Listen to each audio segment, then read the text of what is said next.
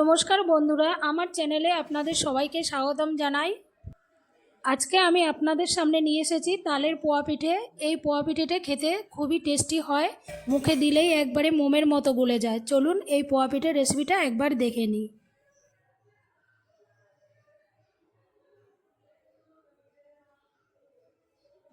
পোয়া পিঠে তৈরির জন্য প্রথমে আমি একটা বাটিতে 2 কাপ ময়দা নিয়ে নিলাম। 1 কাপের থেকে সামান্য কম সুজি, 1.5 কাপ চিনি আর সামান্য নুন। মিষ্টি জিনিসে সামান্য নুন দিলে তার স্বাদটা আরও বেড়ে যায়, তাই সামান্য একটু নুন দিলাম। আর দিয়ে দেবো 2 কাপ পরিমাণ গোলা তাল। তাল দেওয়া হলে আমি মিশ্রণটাকে ভালো করে মেখে নেব।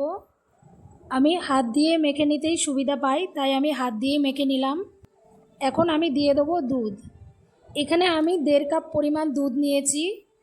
দুধটা আমি একেবারে মিশ্রণে ঢেলে দেব না, অল্প অল্প করে ঢেলে ঢেলে মিশাবো, তা না হলে বেশি পাতলা হয়ে যাওয়ার সম্ভাবনা থাকে।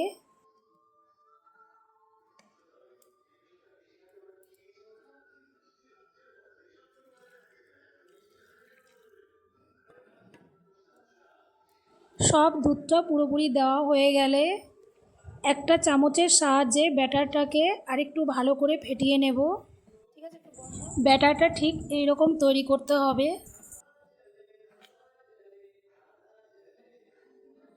ব্যাটারটা ফেটানো হয়ে গেলে 30 মিনিটের জন্য এটাকে ঢেকে দেব। 30 মিনিট পর ঢাকনাটা খুলে ব্যাটারটা আবারও একটু ফেটিয়ে নেব। ওইদিকে গ্যাসে কড়াই বসিয়ে দিয়েছিলাম, কড়াইয়ের তেল গরম হয়ে গেছে। এখন এই তেলের মধ্যে 1 চামচ ব্যাটার নিয়ে দিয়ে দেবো। পিঠেটা একটু ফুলে উঠলেই গরম তেল খুন্তির সাহায্যে একটু একটু তার উপরে ছিটিয়ে দেব।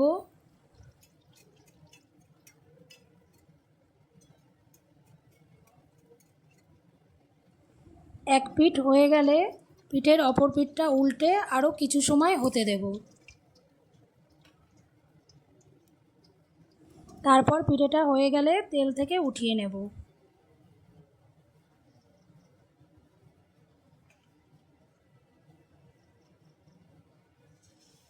এইভাবে সব পোয়া পিঠেগুলোই ঠিক একই পদ্ধতিতে ভেজে নেব।